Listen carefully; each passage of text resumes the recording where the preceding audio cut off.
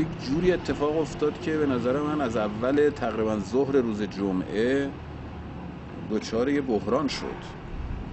ببینید روال این بوده که همیشه وزارت کشور میدونه که در هر حوزه‌ای چند نفر باید رأی بدن. بر اساس آمار 20% بیشتر از تعداد رأی دهندگان تعرفه میفرستن. تو بعضی از شهرهای بزرگ از ظهر گفتن که تعرفه کم آمده.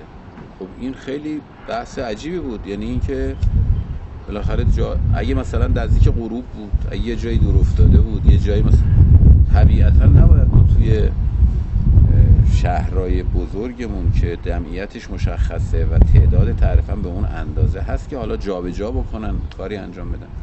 تقریبا ما از ظهر که توی ستاد انتخابات بودیم تا آخر وقت رأیگیری از همه جا تحت فشار بودیم که آقا از جاهای مختلف، حالا همه جا که من بگم یعنی شاید بدون مبالغه 10 ها تلفن متوالیاً که آقا تعرفه کم آمده و اقدامی هم نمیشه. به لحاظ آماری هم اگر ما حساب بکنیم که هر نفر مثلا 1 دقیقه کل رأیگیریش طول بکشه، در 12 ساعت فکر میکنم کل رأیگیری، زمان رأیگیری مفید توی کل کشور متوسطش 12 ساعت بیشتر نشد.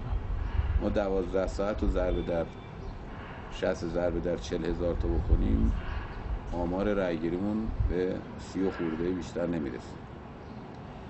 لذا ما اصلا نمیدونیم واقعا. من حالا بازشماری و اینها رو نمیدونم، گفتن شورای نگهبان انجام میدن یا فلان، ولی اولا بازشماری که حالا اون کسانی که اگر مشکوک به هر حال فضای اجرایی و فضای وزارت کشور و اینها باشن، صندوقی که مثلا در 15 روز ازش گذشته هر اتفاقی میتونه توش باشه، چون دیگه ناظری کسی که در اونجا نیست که.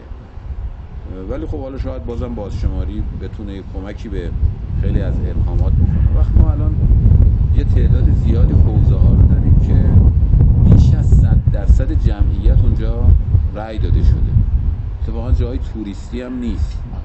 مثلا فرض بفرمایید که من چون تعدادش خیلی زیاده، من لیستی که دیدم بین 90 تا 128%، 160-70 حوزه از 300 حوزه بود، یعنی بیش از نصف در واقع حوزه های، یعنی شهرستان های در واقع رأی گیری. مثلا فرض کنید شهرستان دنا